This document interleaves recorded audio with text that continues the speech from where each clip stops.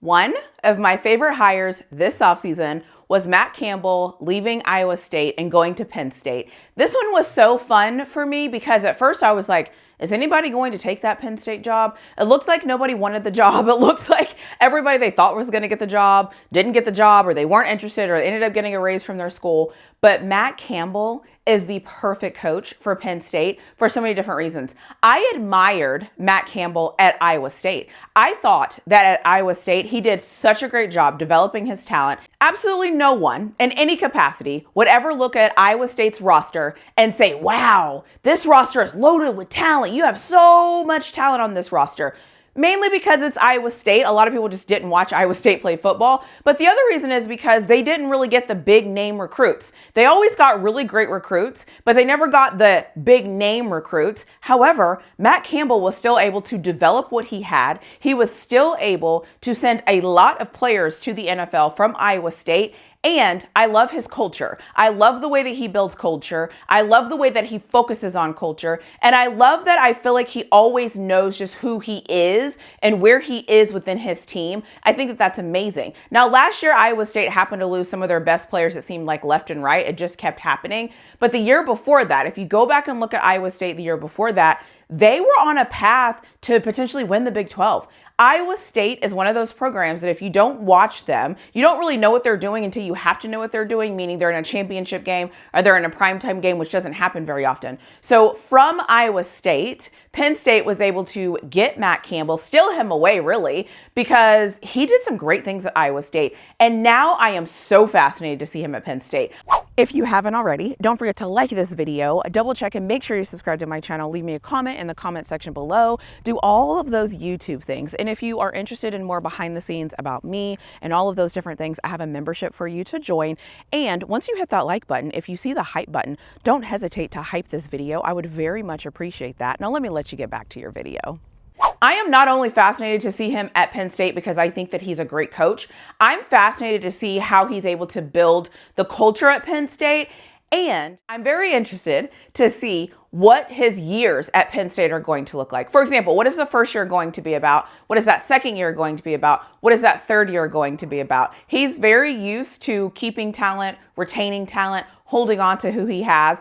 Or when he does lose talent, they always go to bigger schools and they always go move on for bigger opportunities. However, now that he's at Penn State, the bigger opportunity is actually there. Penn State is the bigger opportunity. The athletes that he couldn't get to come to Iowa State will now go to Penn State. The things that he couldn't do at Iowa State, he can now do all of those things at Penn State because Penn State is a bigger school, bigger scale, bigger things. The only thing I find very interesting, though, is I don't know if Matt Campbell is going to be able to get over the hump any more than James Franklin was able to. But the difference in Matt Campbell, in my opinion, and James Franklin is Matt Campbell is going to be able to orchestrate an offense. He is going to be able to get an offense in there. He usually has a great running back. He usually has great receivers. He usually can figure out a quarterback. He usually can figure out a lot of great things because he was getting a lot of production from his players at Iowa State. If you don't believe me, go check the players right now in the NFL that were coached by Matt Campbell. The one thing he can do is develop some talent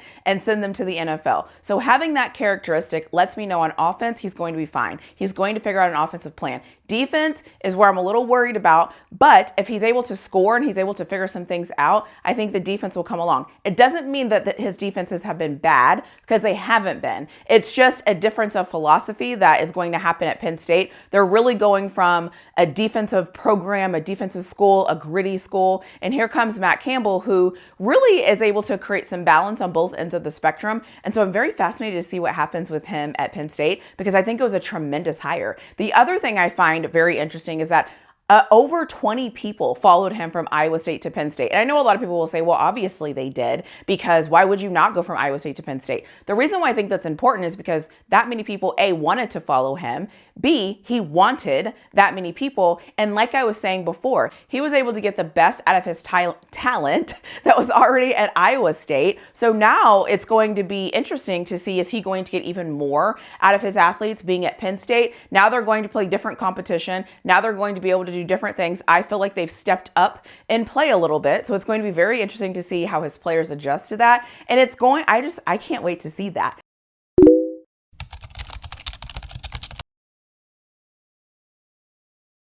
The other major thing I'm paying attention to is we all know college football is about wins and losses. All that matters in college football is, do you win games? Do you lose games? At the end of the day, with the committee, the way things are going, the only thing that really matters is wins and losses. So when you think about wins and losses, you have to look at somebody's schedule. And when you look at somebody's schedule, you can determine whether you think they're going to be able to win or whether they have the potential or whatever.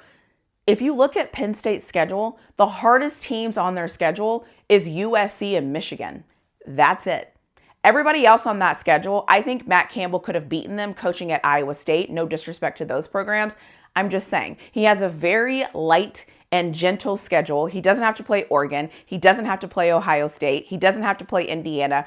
He has to play USC and Michigan. Even if he was to lose to USC and Michigan, going 10-2 in the Big Ten, that is where things get interesting. And that's where this whole committee conversation about just taking the teams with the best records, that's why I don't like it, because the best records don't really tell you anything. It matters your strength of schedule and who you're playing. Go look at that Penn State schedule. The Penn State schedule will actually make you laugh and will actually make you think, okay, well, wait a second. What if he does go 10-2? What if he goes 11-1 with that schedule and gets into the Big Ten championship game? Because they, in essence, don't really play any hard games, but that's just how I feel about it. Knowing what I know about him, though, I'm not kidding. I think his Iowa State teams could have beaten all the teams on those.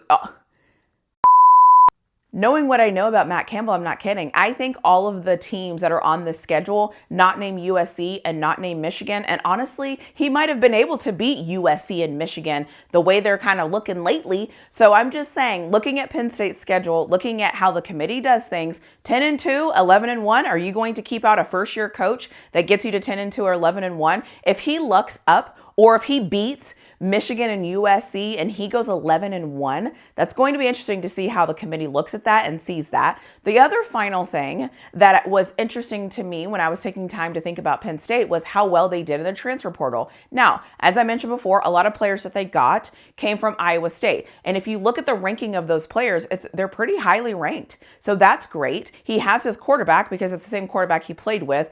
Then, when you look at the other people that transferred in, he has his running back from Ohio State. He's got a lot of great transfers, and they quietly were in the top 10 for transfer portal transfers. Just saying, when I look at Penn State, there's a lot of reasons for me to get excited, to get interested, to start paying attention. Because for a long time, they didn't have a coach. And I felt like as they were trying to find a coach, everybody was just kind of like, okay, whatever. Like, this is never going to end. They're never going to find a coach.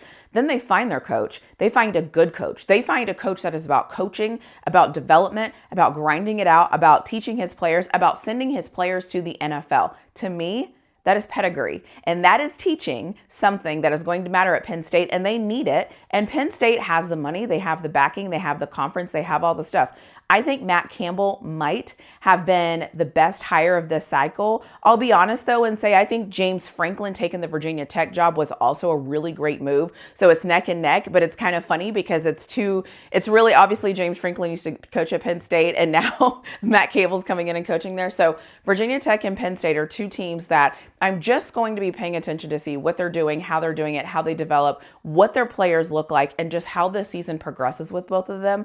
But I'm tuned in. Let me know what you think about Penn State. Let me know if I've missed something that you're thinking about because you're a Penn State fan. And as always, I'll see you in my next video.